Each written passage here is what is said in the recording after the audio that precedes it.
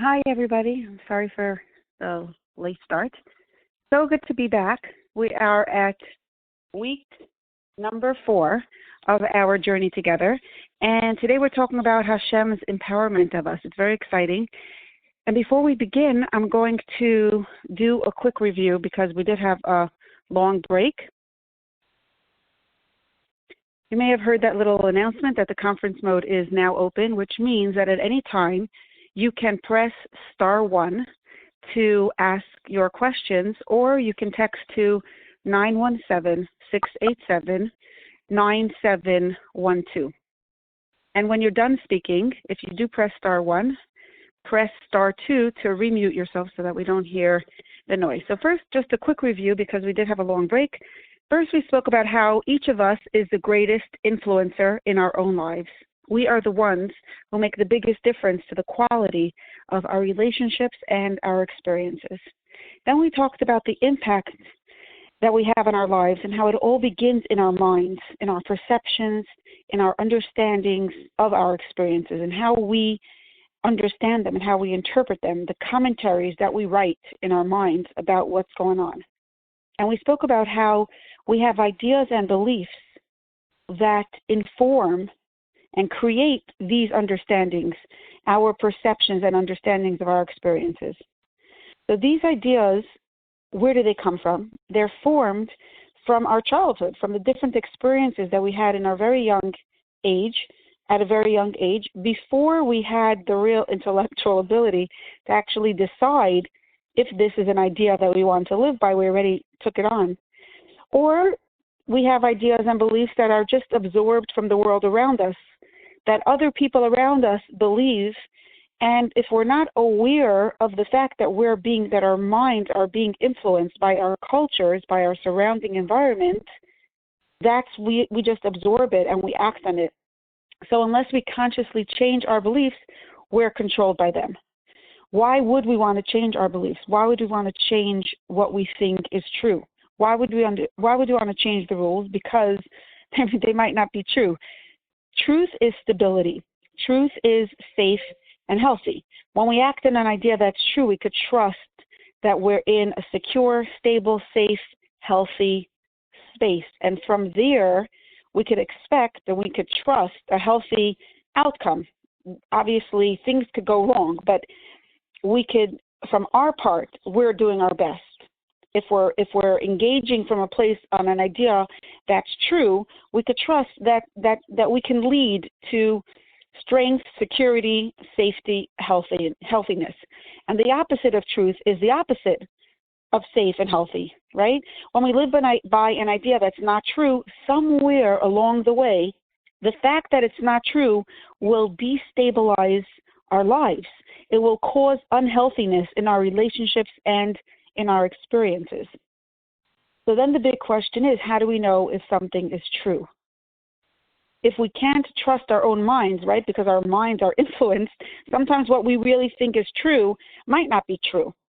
How do we know if something is really true? And we spoke about how, as Yidden, the one absolute truth is Hashem. Hashem's emes is like a north star. We can hold up any idea to the light of Hashem's emes, and with that, we can determine its value. With that, we can decide if it's true or if it's not. We can let that be the guiding light in our lives. And we right away, we ask the question that how could it be? Because so many things in our lives have nothing to do with Hashem. And we talked about how the more we learn about Hashem, the more we realize that so many areas of our lives are actually impacted by our belief in Hashem. And we're specifically going to be talking about 3 big ideas, both about Hashem, about our own sense of how the events in our lives happen. And we started talking about, last week, how Hashem is our one and only power. And we started talking about the big idea of power and dependency, because that's one of the huge ideas that has an impact on so many of our experiences in our lives. And we explored what the word power means. Power is something, a force of energy that could cause action or hold back, prevent action. and we explored what this looks like in our lives. When we're feeling angry, resentful, or sorry for ourselves, it's almost always because in that moment we believe that someone, usually an important someone in our life, caused us some form of unpleasantness or damage. And this is, of course, a lie, because only Hashem could cause something to happen to us. I'm going to backtrack for a second. We talked about the word power, and then we said Hashem is the one and only power in the world. Hashem is the exclusive power. When we say, Anochi, we just came from Shavuos, and we all heard, Anochi Hashem Elokecha, I am Hashem, your power. I am Hashem, your God. And Lo yeh lecha Elohim acherim al panai. Don't have other gods. Don't have other powers. Before Shavuos, we talked about how the word Elohim means God. But what does God mean? God means something or someone to which we attribute power. That's why we would pray to it. So in the olden days, primitive times, people worshipped stones, and we look at it like, why would anyone bow down to a stone? Why would anyone think that a stone could give them blessing or hold back from giving them blessings? But really, we do the same thing in a certain sense when we're angry at another person, or when we pin our hopes and our trust in a specific person, or we place our confidence, we place our value. We're going to say that person's opinion of me is going to define me. It's going to tell me who I am. We're kind of making that person into a god. And of course it's a lie, because only Hashem is our Eivishter. Only He's our God. Only He can cause something to happen to us. Only He could define us. He's the one who picks us up, who puts us down, who gets us to stop and gets us to go. He's everything. The fact that the other person, sometimes do people make mistakes? Yes. Do people do things that are wrong? Absolutely. Do those things sometimes hurt us? 100%. So the fact that the other person did what they did is their business. Each of us is accountable for our choices and for our intentions. But the fact that it happened to me is between Hashem and me. It's between me and Hashem. Nothing could happen to me if Hashem didn't want it to happen to me. So Lo yeh lecha Elohim acherim doesn't just mean don't bow down to idols. It means don't have idols. Don't attribute power to anything or anyone in your life. When we attribute all the power to Hashem, we're not just doing what Hashem wants. We're also making it possible for us to have healthy, strong relationships without anger, blame, and resentment. Because when Hashem is our power, people could be our friends. There's not so much weight in what they do or don't do. They could just be our friends. They could just be people in our lives. When Hashem is our power, our relationships could be fun and happy. There's not that much energy. There's not that dependency. There's not that urgency, the desperation that ultimately leads to frustration. When people are our powers, they cannot be our friends.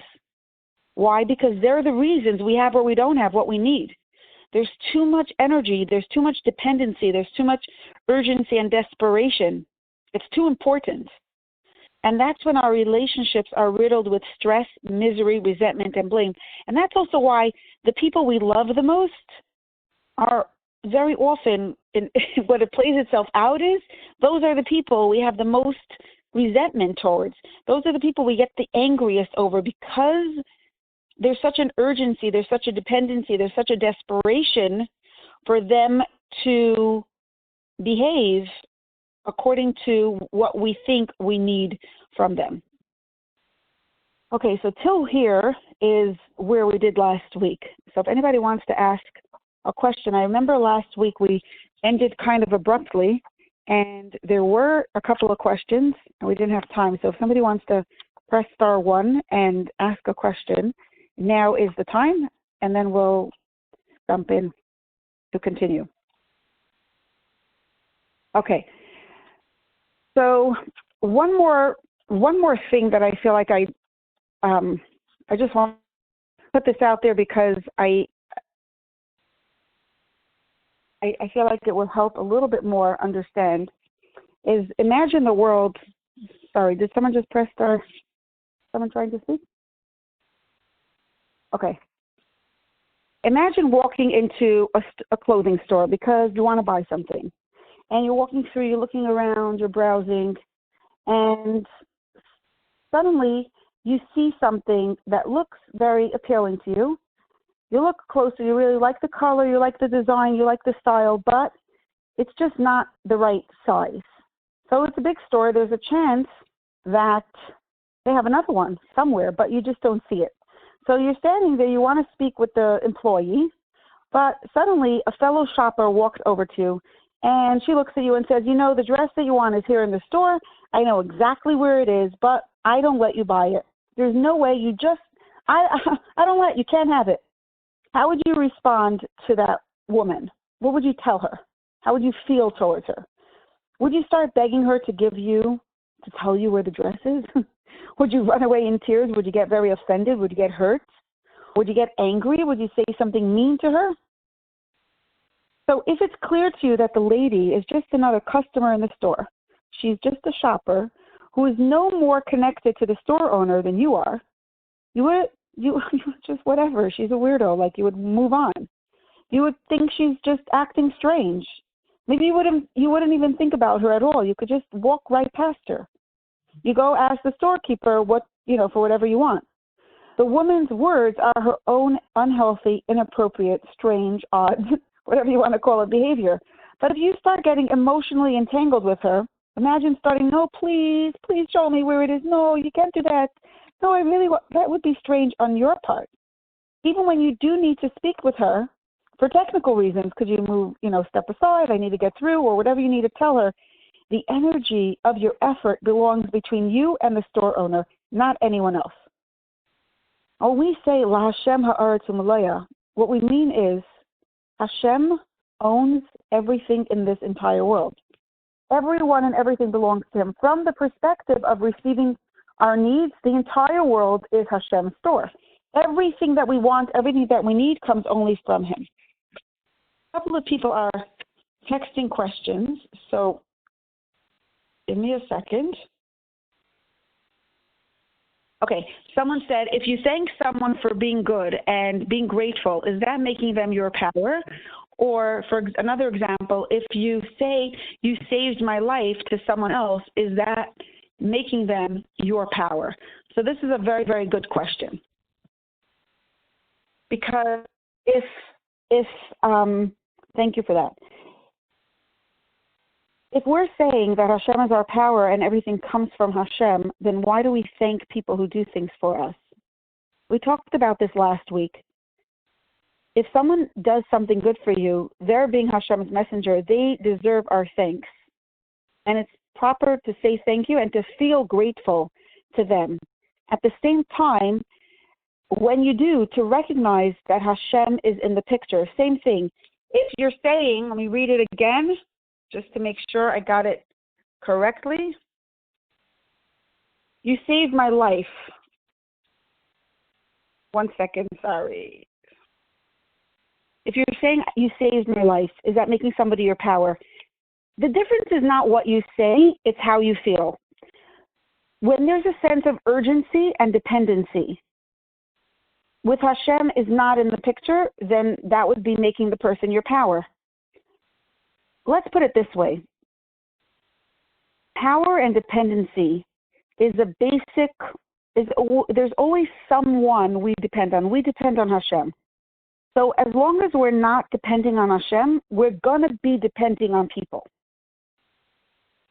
The question is only, where's your energy going to be?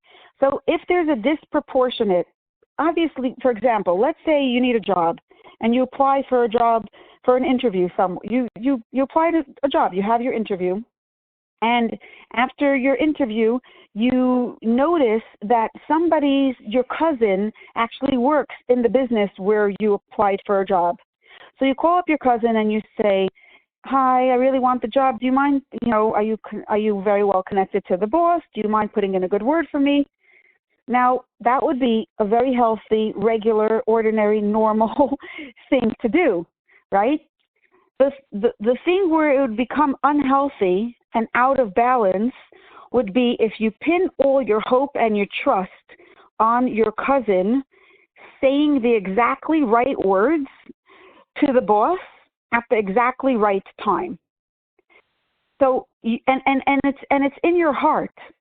We serve Hashem in our heart, and we're really the only ones who can know with genuine honesty how much trust and hope and control we're exerting or putting onto the person, and how much we're leaving for Hashem.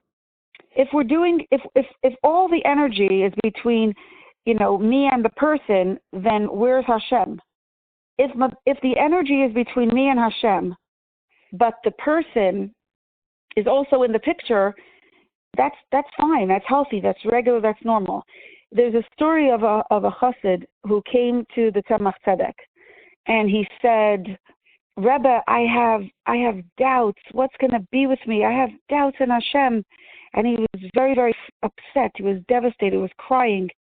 And the Rebbe looked at him and took in his apparent, and he said, "You're doing fine. You're doing okay." And he said, "But Rebbe, doubts in Hashem, doubts in my emunah. What's going to be with me?"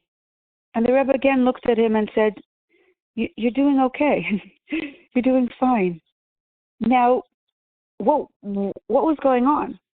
Did the Rebbe not care about this person's emunah in Hashem?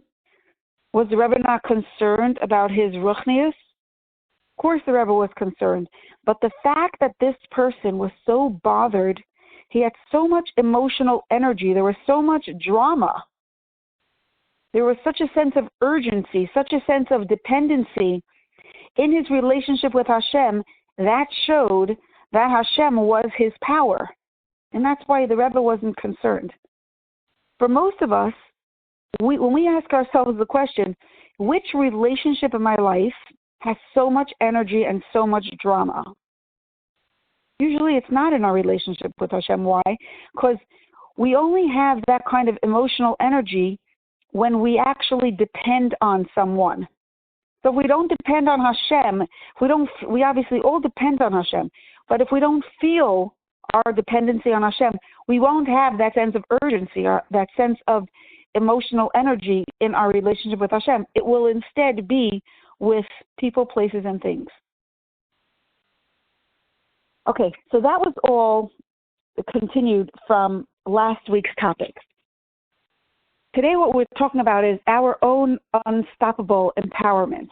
And I love, this is really one of my favorite topics, because first we talk about Hashem as the Eibishter, who is so much bigger than us, right? The entire world operates in a way that naturally attributes power to people and to things.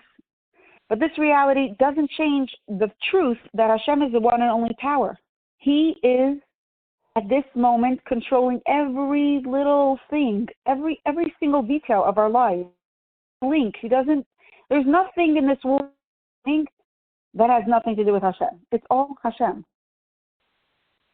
So that brings us to it's a huge deal when we talk about Hashem as an external power. That's one thing. But there's something else about Hashem that takes all of the energy and makes it so personal and so real and so empowering. When we say Hashem, Shema Yisrael, listen Yisrael, Hashem Elokeinu, Hashem is our Eibishter, Hashem is our power, Hashem is one. What we're saying is Hashem is not just Elokim, He's not just a power in the heavens or in the outside world. Hashem is Elokeinu, our personal power. And it's the same thing what we just heard in the Torah, Anochi Hashem Elokecha. Anochi means I. It's the deepest kind of I. It's even deeper than Ani, because it's a concealed language. It's not a common Hebrew language. So that represents the deepest essence of Hashem that's indescribable, unknowable. Hashem is Yud-Kei Vav-Kei, which is a representation of Hashem as He is. Yud-Kei Vav-Kei is Haya Haya V'Yeya. Hashem is very, very high. But but where time, past, present, and future are one. And also Seder Hishtalshelos, Hashem then starts the process of relating to us. But Elokecha, Hashem says it in first person. I am this Eibishter, this indescribably powerful, beautiful, big Eibishter. He's your personal power. Elokecha. He's not Elokeinu. He's not just Elokeinu, Elokecha.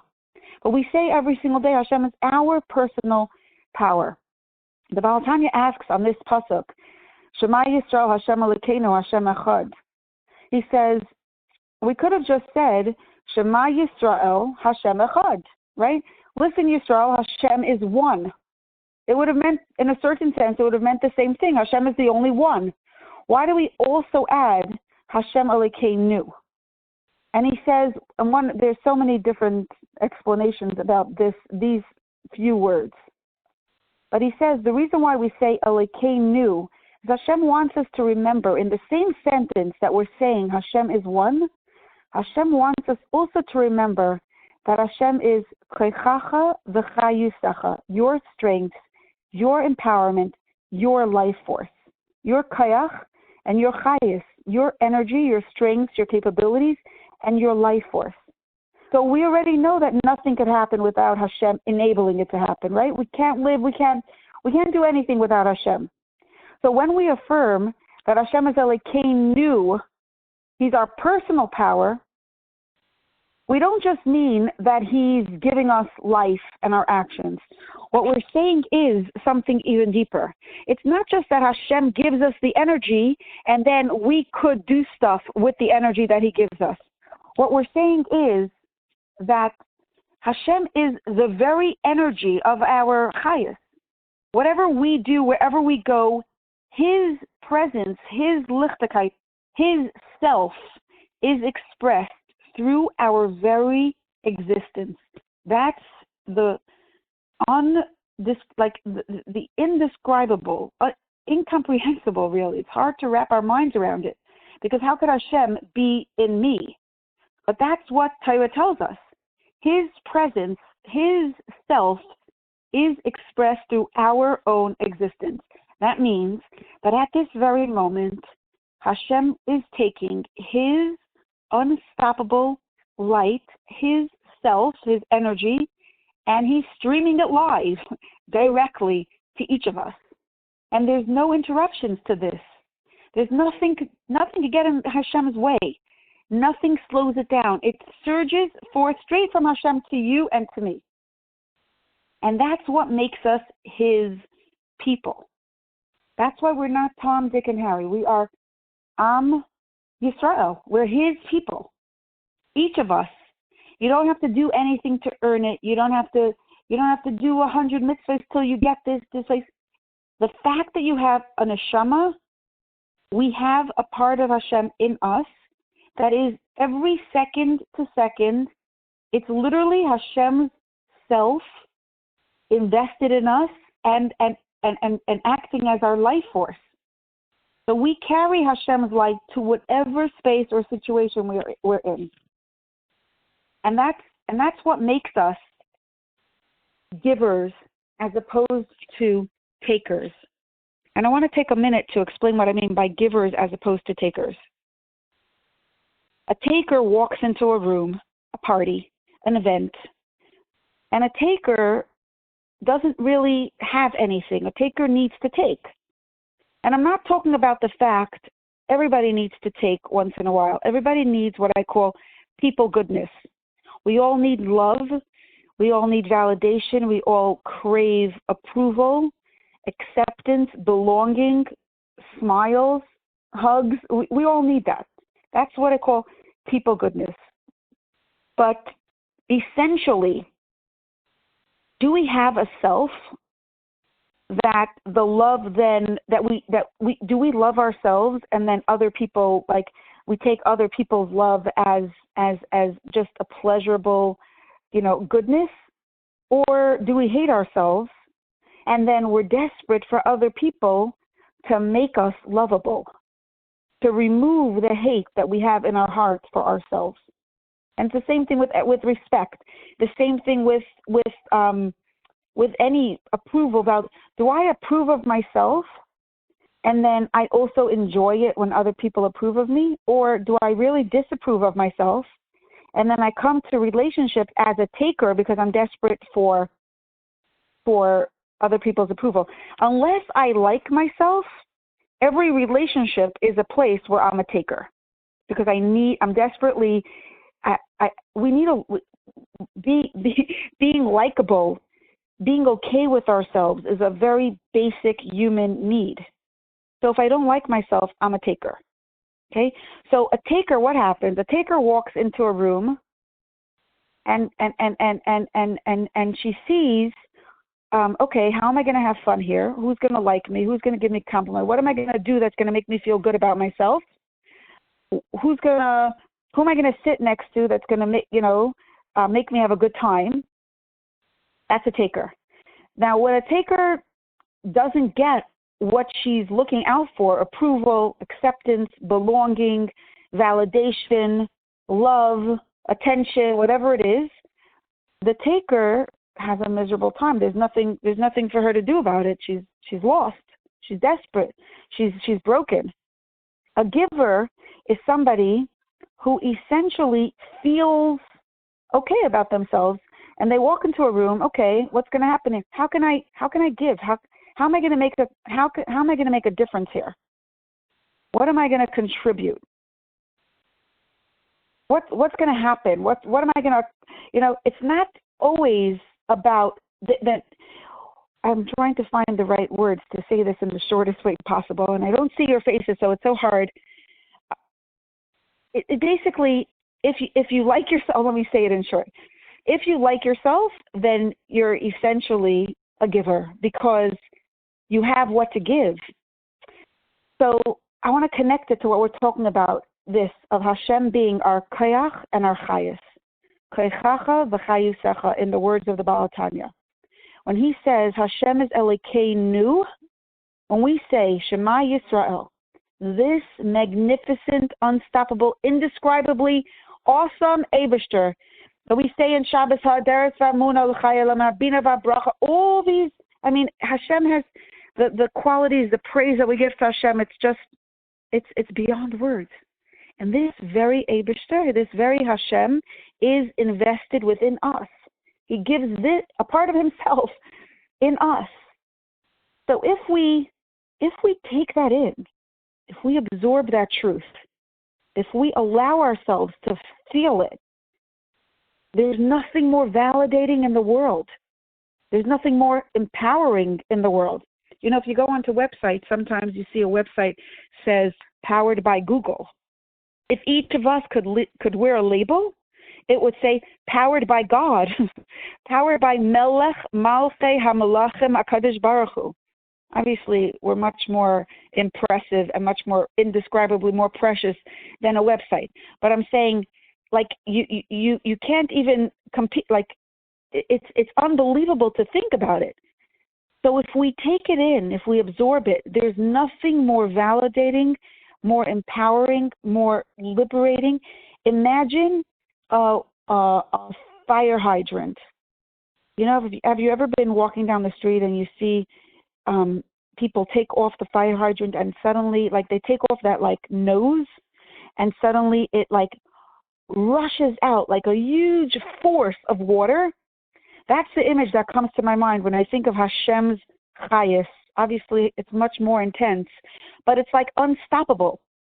Because when we take in Hashem's empowerment of us, when we allow ourselves to really absorb that truth, that Hashem is koyachacha v'chayusecha, that he is my energy.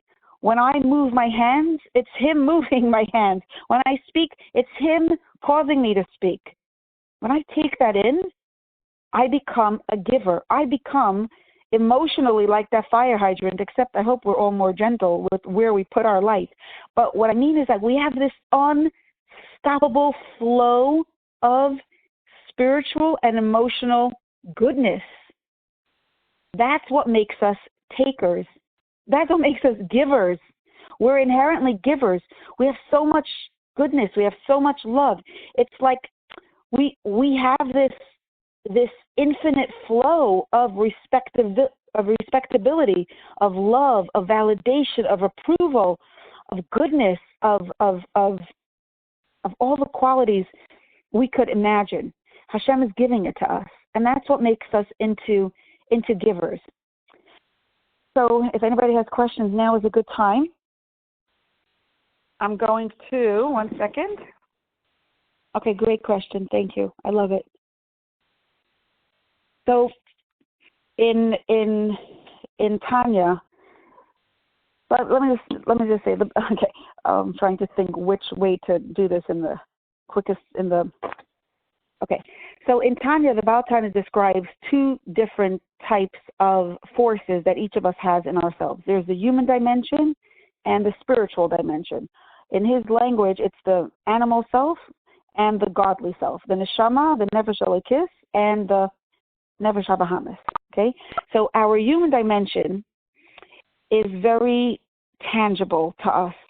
That means if somebody gives me a compliment, right, and I taste it and I see their smile, I automatically feel good about myself. Nobody has to tell me to feel good. Okay, or if somebody is nasty, I automatically feel bad. That's our human dimension, and we will always have that. That's part of how we're wired. So that's how our human dimension is. We kind of expect all of our emotions to come that way, that it will come automatically.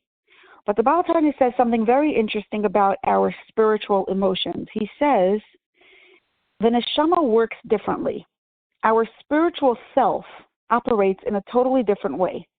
He says the only way to have emotions is if we think about it enough, with enough focus, and in a way that allows ourselves to personalize it. So if we would do an exercise right now, okay, for example, while you're listening to this, did you put yourself on mute or you're here? You here? On the phone? Yeah. Okay, good. Thank you. So I want to add something. While you were listening to me talk about it, did you feel like maybe inspired for a minute? Right. Why? Because you were thinking about what I was saying. And because you were thinking about it, you were imagining it, maybe you were imagining it, what does it mean to me in my life? Mm-hmm. So you had a moment where like, oh, I want that. I like that. Right? Yeah. Now, if you could hang up the phone and go around in your, go back to your life and never think about it again. And then it won't do anything. It will just be like inspiration. That's what inspiration is. You hear it once and then you forget about it. But imagine if you hang up the phone and you think, okay, what does it mean to me that Hashem is actually in me? And then tomorrow morning when you say Maida Ani Lefanecha Melachai V'Kayam, you're thinking, oh Hashem, thank you. Thank you. Melachai Shechazarta Bi Nishmasi B'Chemla. You gave me a part of you today, a brand new day, where you say, Elekai Neshama Shenasata Bi, my Eivishter, my God. And then imagine you wake up, Elekai Neshama Shenasata Bi, to say it in teenage language.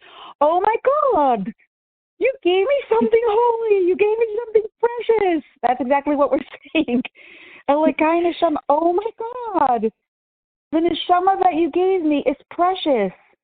Sahirahi, Ata Berasa, you created it, Ata Yitzarta, Vata Mashamra Bekirbi, you guard it every single minute within me. And so if we think about it, and then we think, okay, because I am an neshama, because there's a part of Hashem in me, what does that mean?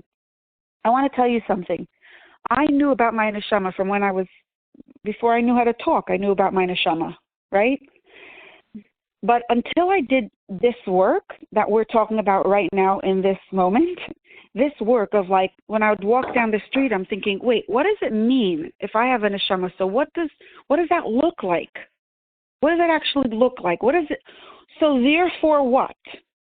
What does it say about me? What label does that give me? What am I going to do differently because of it? Sudden, it became more personal.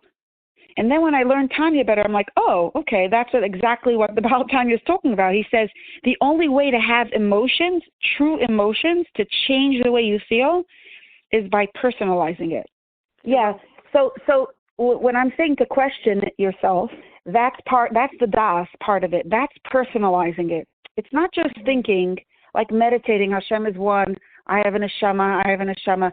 The personalizing is the interface between spiritual and abstract and actually part of me, where it actually makes a difference in it could pulsate with genuine emotion in my heart. The das is the bridge. Personalizing it, that's when we ask ourselves these kinds of questions, it's what makes it real. What changes about my day? What changes about my day because I have a neshama? You know, I always ask this question, and I wish everyone would. Let me put this question out to you right now, okay, if you don't mind. Because you have a neshama, what's one label that you have that nobody could take away because you have a neshama? One of the labels, one beautiful word about yourself because you have a neshama. Yes, I can choose. Beautiful. So one time we did that, and somebody said, I'm a light. I thought there was somebody said I'm a fountain. Like, people came up with really interesting, beautiful words, and that's their way of that was their way of personalizing it. And another thing is, a very important way to make it real is also to act on it, because every time we act on a belief, we solidify our relationship with that belief. The more you act on something, the more you solidify your relationship with it. So next week, Emir Tashem, not next week, maybe Thursday, I don't know if we're going to get to, or maybe next week, I'm not sure if this Thursday or next week we're going to be talking about like pain and how all this applies to how Hashem's empowerment and his power relates to pain. And then we're also going to talk about how to actually, I'm not sure the order, but we're going to spend a full hour talking about how to actually make it more real. So this is just a little taste of how to make it real, okay?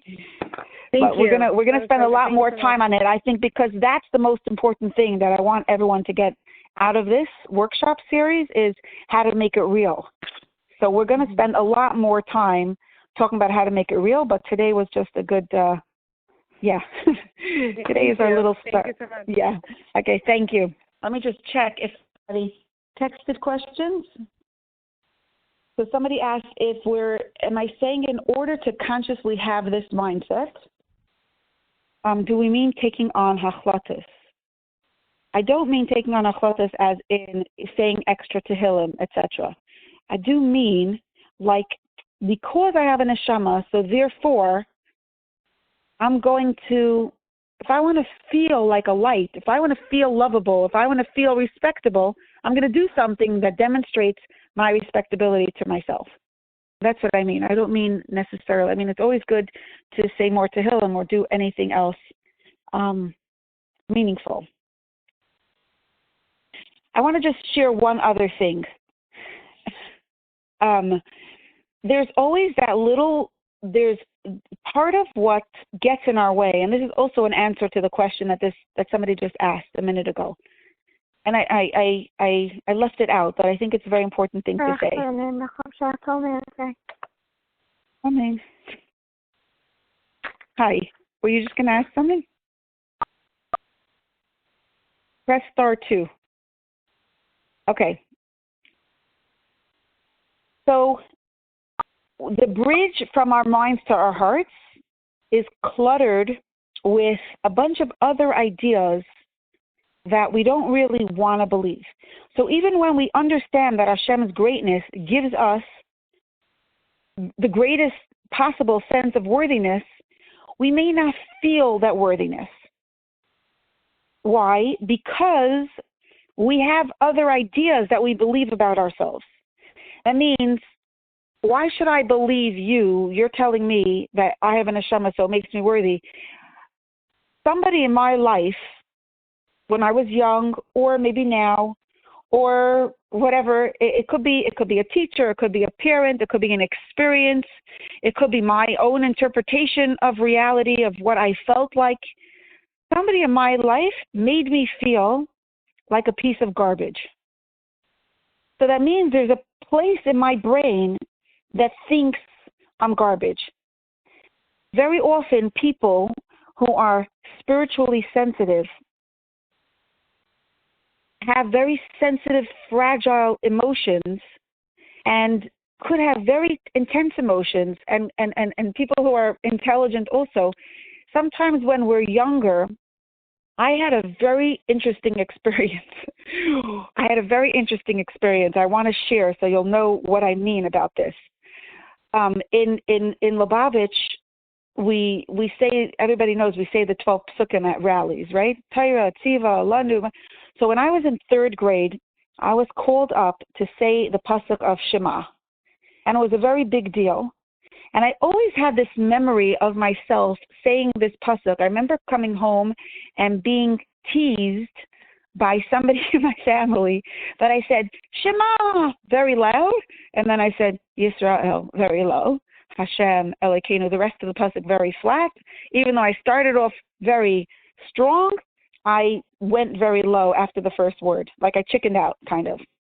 And I always had that memory of myself in that, and I felt like, oh, I'm a kind of person that I jump in, and then I get scared, and I kind of chicken out. I really had that memory. And then a couple of years ago, somebody shared with me a recording of that event, of me when I was in third grade saying that pasuk. And I was so surprised because in that recording, I did not say it, and you couldn't hear me say Shema and then Yisrael. It was Shema, Yisrael, Hashem, Elokeinu. It was perfect. There was no difference between Shema and Yisrael. So the story that I had somehow written in my mind, that I had felt so badly about, that I even had proof because somebody important, helped form that story, it was wrong. It didn't even happen that way. So sometimes we have contradicting beliefs about it. Why am I saying this? Because I felt so bad about myself. I decided that I'm a person, I had this belief about myself, that I'm a person who starts strong and chickens out.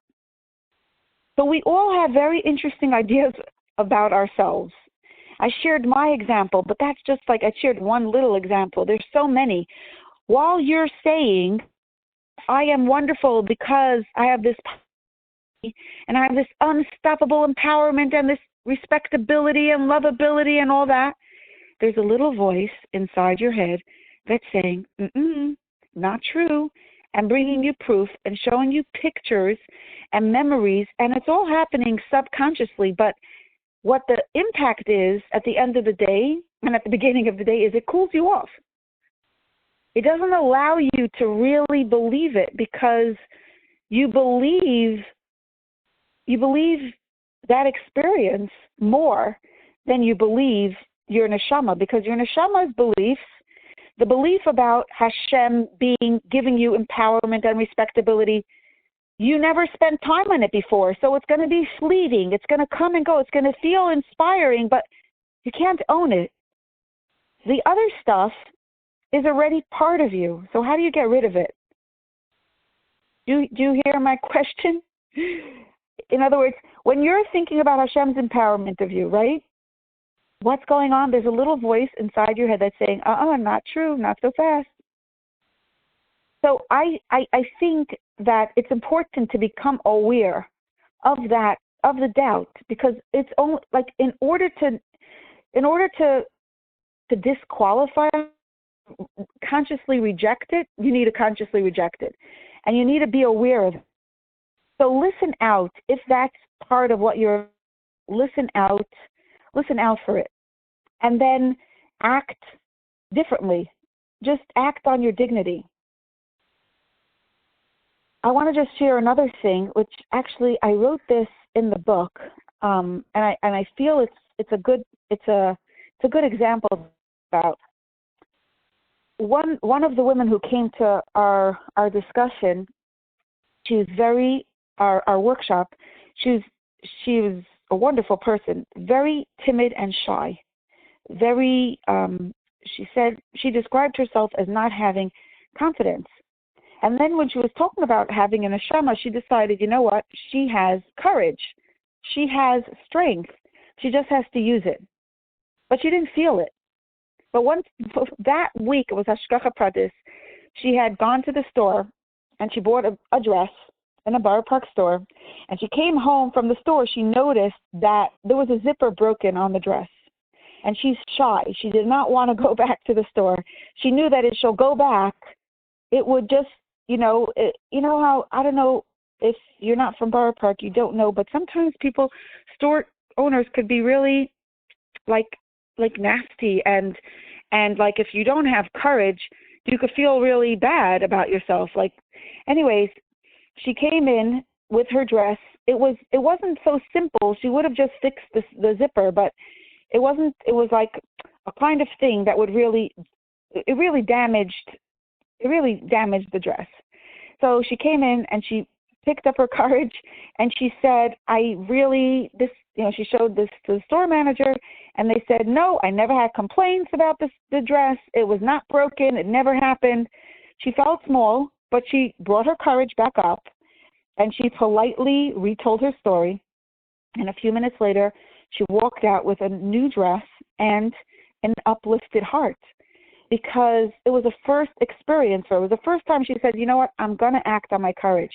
So sometimes, even if you don't feel the courage, you don't feel the approval, you don't feel the respectability, just acting on it already gives it to you, already makes it stronger. Okay, give me 1 minute. I'm going to read a question that somebody sent in here.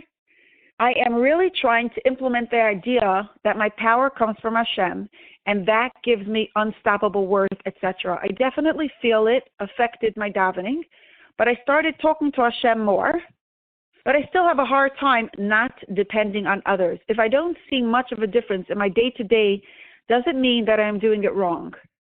When will I know if my work is paying off if I still have a hard time feeling that everything comes from Hashem? I'm thinking that's my, I'm thinking.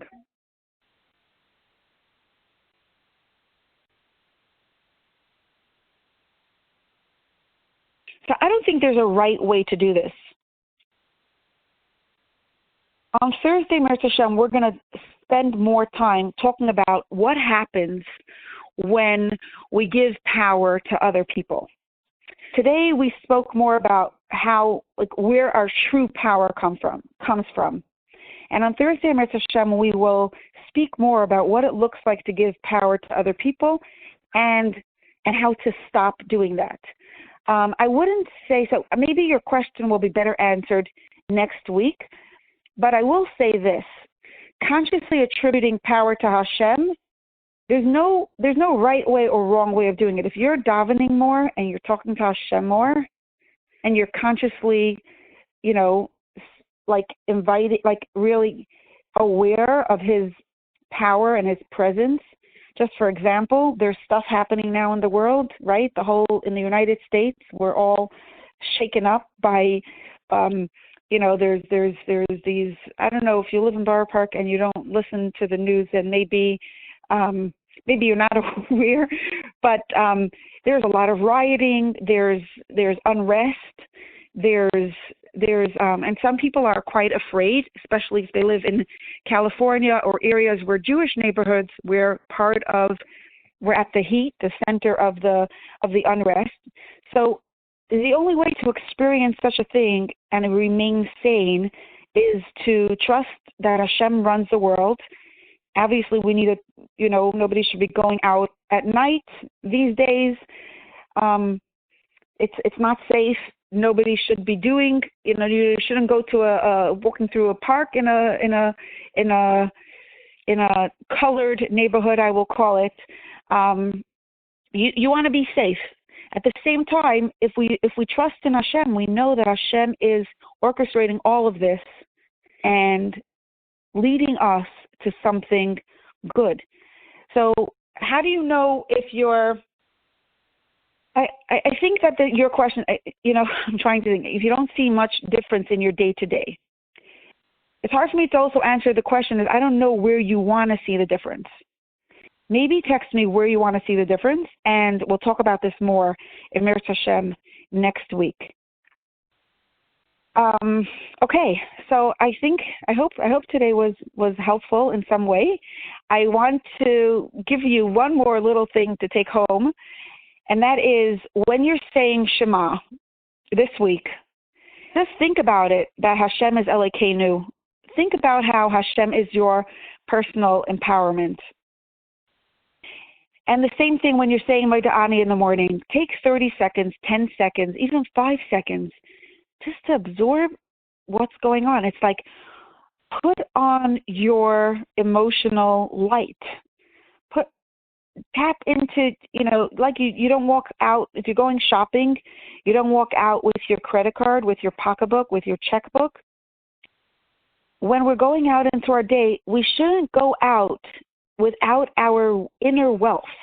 We shouldn't go out of our bedrooms before we strap on our, or tap into, more like it, our inner wealth, our unstoppable empowerment, the fact that Hashem is giving us His very self to carry with us and to energize us and then empower us throughout the day, through every single thing that we do. Just like you don't go shopping without money, don't go into your day without carrying this unstoppable flow of Hashem's light that He's giving you. And obviously you always carry it, whether you know or you don't know. But when you think about that you're carrying it, that's when you begin to feel it. That's when it could begin to really make a difference to your day, to everything that you do, to your relationships. So thank you for joining, and I want to wish you a wonderful week. I look forward to reconnecting on Thursday. You're welcome to text your questions in between or your experiences to 917-687-9712. I actually very much encourage you to ask your questions, because when you ask, you could learn, and this could be more of a personal, beneficial, growing opportunity for you. So thank you again. Good Nacht. The number to text to is 917-687-9712. Good Nacht. Thank you. Thank you. Thank you. Thank you so much.